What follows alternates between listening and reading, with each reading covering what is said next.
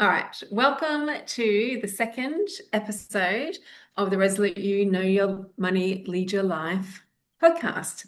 I'm here with Dan Allman, the founder of Resolute U, and we are going to be talking today about the 3 a.m. boardroom. And I love this concept and I love it very much. But what does that mean to you, though, Dan? What is the 3 a.m. boardroom meeting? What does that mean to you? Hey Becca Jane, good to see you again. Um, this is something that I think affects everyone. The 3 a.m. boardroom meeting is where your subconscious starts to kick around and all of your worries that you've had starts piling up and it starts to generate a reaction within yourself that your brain starts to turn on and then all of a sudden you're awake. I've actually had some where I felt like I've had a panic attack that my heart has raced so quickly and I've had a short of a breath for whatever reason. And then I've woken up and it wasn't because I had a scary dream or anything. It was just this 3 a.m. boardroom meeting dialogue kicking off. It just kicked off in a really, really poor way. And you mentioned that there's three reasons. Like you, in your mind, you're like, there's three reasons why we have this 3 a.m. meeting. What Yeah. are they? I think the three broad reasons cover around work stress, home life stress, and financial stress. And in my belief, they all circle back to the financial stress that everyone's under. And we're seeing that today with cost of living. I continually gripe about it to all of my financial planning clients and just how expensive things are getting. So the financial stress is usually the trigger for the other two.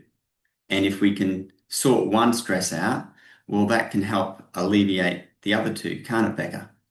Well, it can, and it can definitely sort of just give space. So if you're not concerned about having the financial issues, it gives you space to then work on what's going on at work or in your own relationship, which I think, or in your home family life.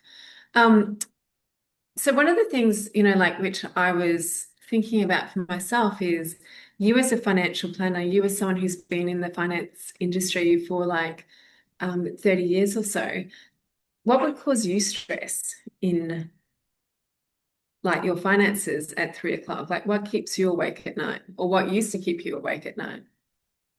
Yeah, because it's only recently I've been able to sleep through the night. Having said that, hello, 3 o'clock on a this morning when I was having that same boardroom meeting with myself. I think a lot of my stresses came down. We were predominantly a one income family. We had two kids at private schools. They weren't the really flash private schools, but they still cost us ten to $12,000 a year to send our boys there. And you're still trying to pay off a mortgage. You're still trying to create wealth. You're trying to do everything.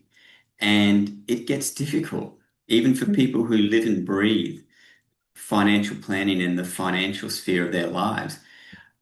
Everyone is still impacted by the same things that other people are. We're just lucky having being financial planners. We know which levers we can pull to get ahead and what we need to do to get ahead. Yeah. And while we still have all the stresses and worries, I know I can solve those stresses and worries really quickly. Yeah. And I think it's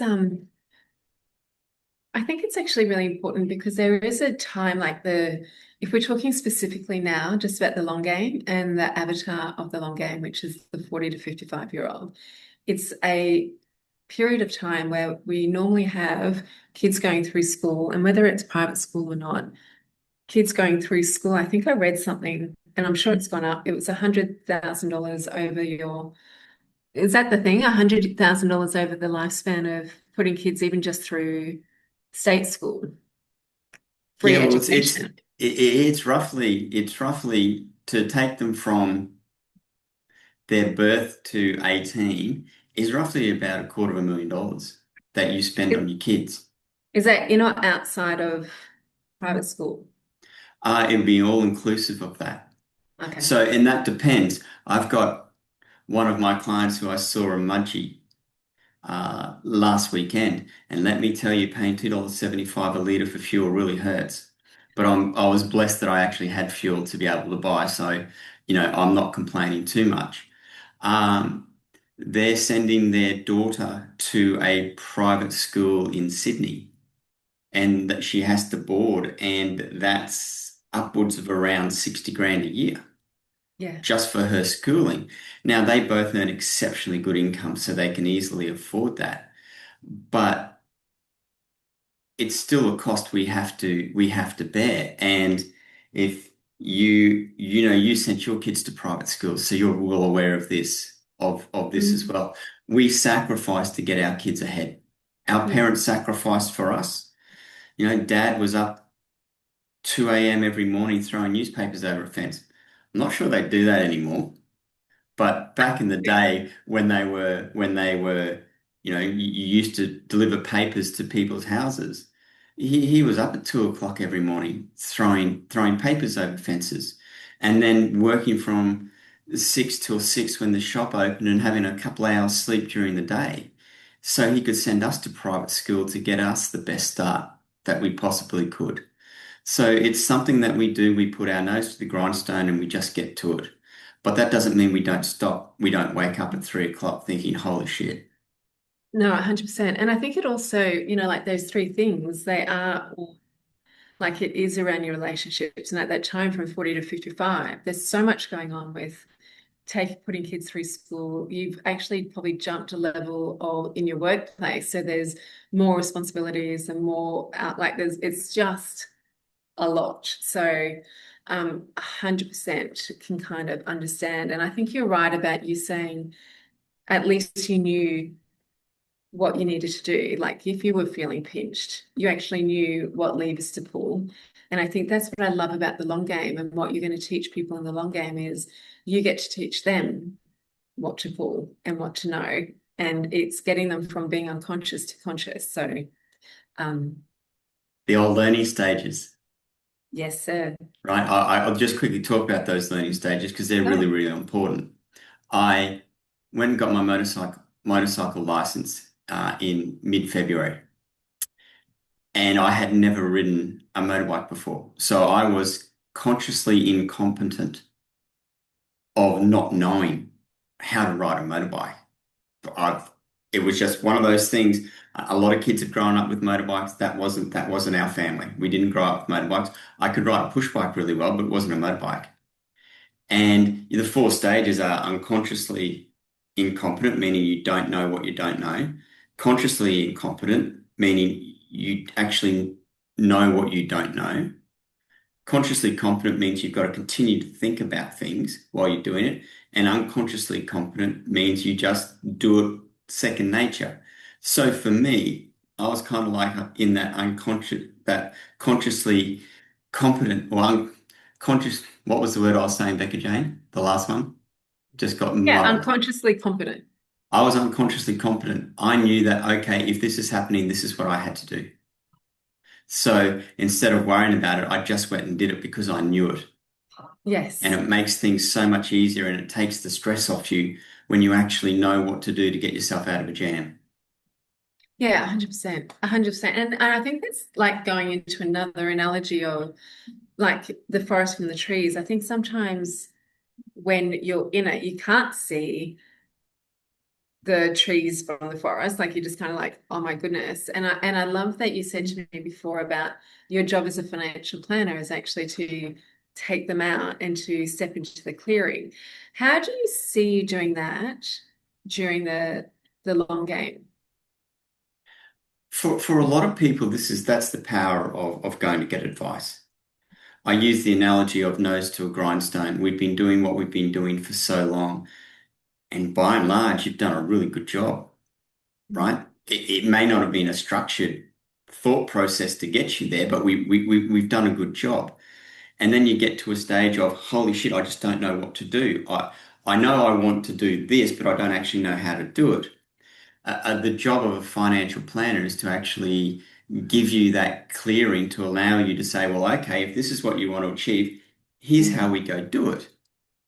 I had a client and a new client meeting yesterday on my financial planning side, and they filled out a whole heap of work for me, kind of like the work that I'm going to get everyone to do for the long game. And when I sat down, I said, "Well, what are we trying to achieve, people?" It was Jen said, "I'm going to retire at June 30." And Noddy goes, I'd like to work part-time when Jen retires. Because there's a little bit of an age gap between Noddy and Jen. And I went, well, do you know what your income's going to be and can you afford to live on it? And I got a blank stare. And this is our capital allocation, right? How do I allocate my capital to get the best return? So we went back and we went through their capital allocation forms. And I made all these adjustments to it while we were on there. And I said, you know what? As long as you're comfortable living on what you've told me you're comfortable to be, you can actually move to part-time work. And I'm going to do up a plan for them to do that. That's putting them in a clearing so they can actually see how they go through and achieve their goals. What I use with my financial planning clients is the exact same thought process that we use for the long game. What's my capital? How do I allocate it correctly? And what am I trying to achieve? What's my strategic direction? Once I know what my strategic direction is, have I got the capital to allocate to achieve it? They did. So at our next meeting, I'll be going under the full planning process to put all of that into place for them. But on the course, I'm going to give you that same skill set to put yourself in a clearing. I'm not going to tell you what to do, but I'm going to give you the knowledge and the understanding of what levers you can pull to put yourself in a clearing. What I Mhm. do in my financial planning practice is exactly what we're going to do in the long game. And I think that also then, if you go back to the first analogy of or the 3 a.m. boardroom, by actually being really clear on what is going on, you're not actually having to stay awake and coming up with a million different plans or wondering or being all consumed with what's going on because you've got that plan to go. We've got it sorted. So I think that's brilliant. And honestly, that's the power of advice. Yeah. This isn't this, the long game is not to denigrate advice because I'm a financial planner and I know the power of it, but it's to give you the skill sets to put yourselves in the best position that if and when you go and get financial advice, then it's going to be specifically targeted to what you're going to want to achieve. So one thing that I spoke to someone the other day, it was actually oh, might have been yesterday actually, and I was telling them about the long game, and they were like 53 or 54, and they're like, oh my God, is this too late? Because they are in this thing of, is 55 too late to actually make any changes to their retirement or their super or any of that? Like, is it too late for them? No, but what we talk about in the course is you have two capitals to allocate. One's money and two's time. Yeah. And as you get older, you have less time. I think the hardest thing for me when I turned 50 was, holy shit, I've lived half my lifetime now. And where the fuck did that go? I, Mm. I'm still struggling to see we're now in late March in 2026, and I can remember Christmas. It didn't appear to be that long ago, but it's 3 months ago now. So at 55, no, nothing's insurmountable. But when you start to run out of time, that becomes an issue. If Is you go, there a I'm time where 50, you would go, oh yeah, oops, you're getting a bit too late? yep, yep. Because ultimately, if you don't have enough time, you have to take more risk. Mm. And when you take on more risk, that can lead to greater stresses, Yeah, right? or So failures, like it's yeah. correct, Becca. So you look at someone who's 20's got all the time in the world. Yeah. Someone who's 50 doesn't have all the time in the world. They've got to make their time count. Sorry, and I've just had a little thing that's come to me, which we actually probably haven't discussed.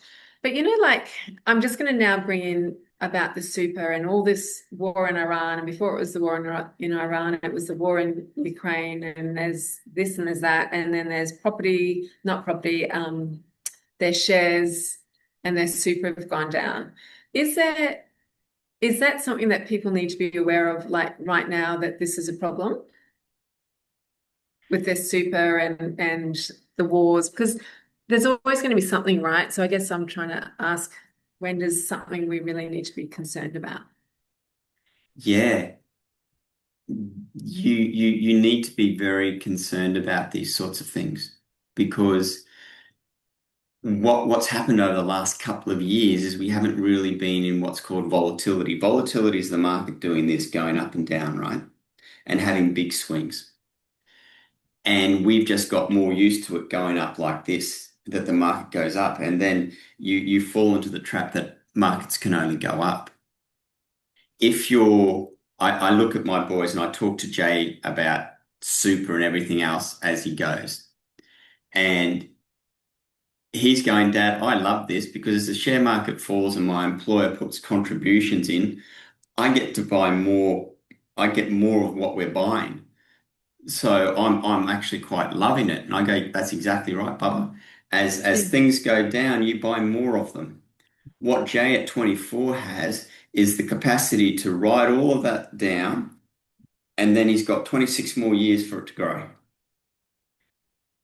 If you're 55, for example, and you're seeing things drop, you may not have 26 years for things to recover and things to grow because at some stage you're going to want to actually live on your asset, Yes. right? And if you're seeing your asset go down, well, you may need to do something. You might say, hey, you know what? It's sweet. I can ride this out. Then that's fine. If you go, holy shit, I want to retire in 5 years and I can't afford my capital to dissipate, and that means my value drops significantly, then you might actually need to go and change something.